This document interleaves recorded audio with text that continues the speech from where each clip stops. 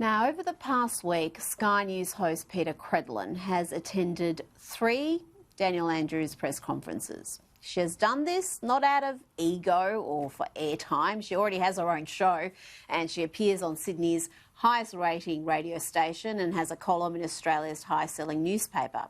She's attended purely to ask the Premier questions that need answering. Questions he has dodged for over 100 press conferences. But this hasn't stopped Twitter trolls from attacking Peta for daring to question Dear Leader. Joining me now is Jane Marwick from 6PR. Jane, it's one thing to have Dan's cult trolling Peta, but there's also people from the media profession who are also tweeting what's tantamount to abuse. Let's have a look at this particular tweet from the Age's Chip Legrand. He posted, Peta Credlin is back interrogating Daniel Andrews at a press conference today. Yes, she works as a broadcaster and is employed by a media company, but she is not a journalist. She is a partisan political operative. Mr. Andrews is within his rights to tell her to bugger off. Jane, what's your response to that? My response to this is that Peta Credlin didn't want to have to turn up to these press conferences, and with the exception of Rachel Baxendale and a handful of others, no one was holding Daniel Andrews to account. And he was hiding behind the Coates inquiry and kept saying, I can't talk about it, that's before the inquiry.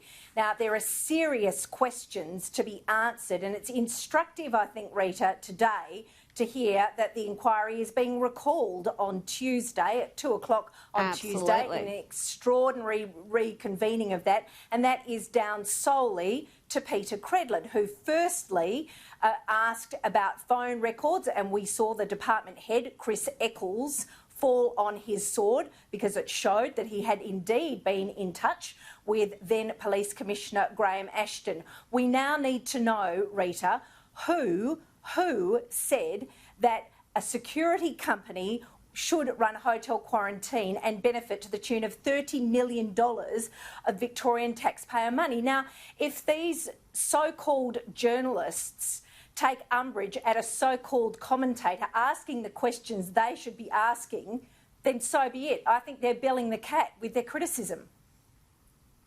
Oh, absolutely, because let's not forget, you're right, we've had this $6 million inquiry and they didn't request the phone records until Peta Credlin and the Herald Sun demanded that they do so we could actually uncover what happened.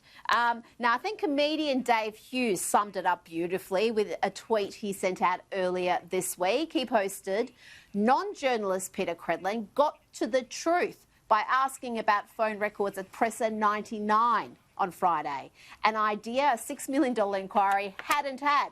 Dan Andrews' right-hand man has now resigned after his phone call on the day in question has been exposed. Farcical.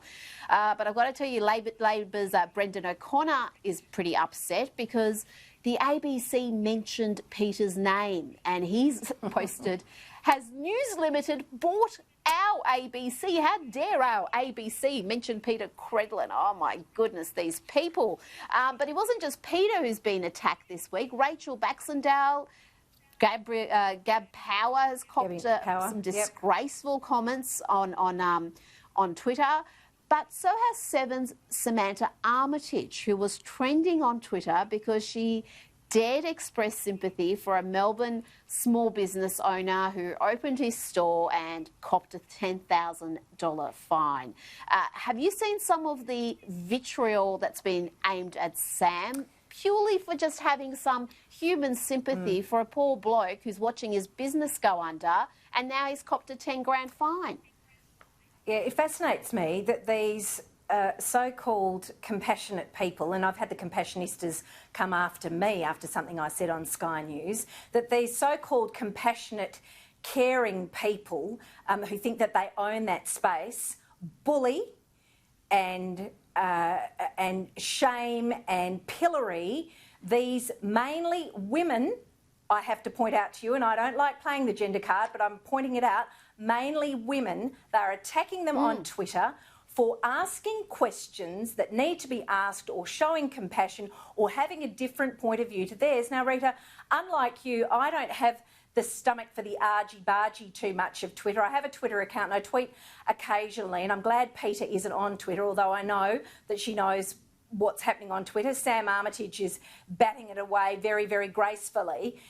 But seriously, I mean, Brendan O'Connor wouldn't have minded if the ABC had mentioned Peta Credlin if it were in a derogatory way, if they were talking about something that she'd done and they were being disparaging of her. That would have been fine. That would have got a lot of retweets. So let's just separate the wheat from the chaff here and point out that it is simply because they do not like what these women are saying and the questions they are asking. And I reiterate that Peta Credlin would not be turning up to press conferences if the rest of them were doing their jobs. And I watched the presser today. I've got Rachel Baxendale on with me after this show, and across Australia I'm filling in for Peter Gleeson.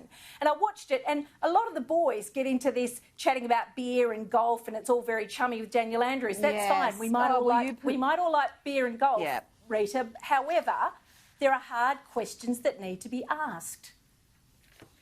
Oh, absolutely. Some of those press conferences, I tell you, you would think it's some trivial matter that they're there for. It's just so matey and casual and talking. Really just Dorothy Dixer questions and really not digging into why this state alone is in this crisis, why this city has been locked down longer than Wuhan, why more than 90% of deaths in this country have come from one state, and we are now the welfare state. 60% of JobKeeper recipients live in Victoria. We've only got a quarter of the country's population. It's a grim situation. Jane Marwick, thank you for joining us.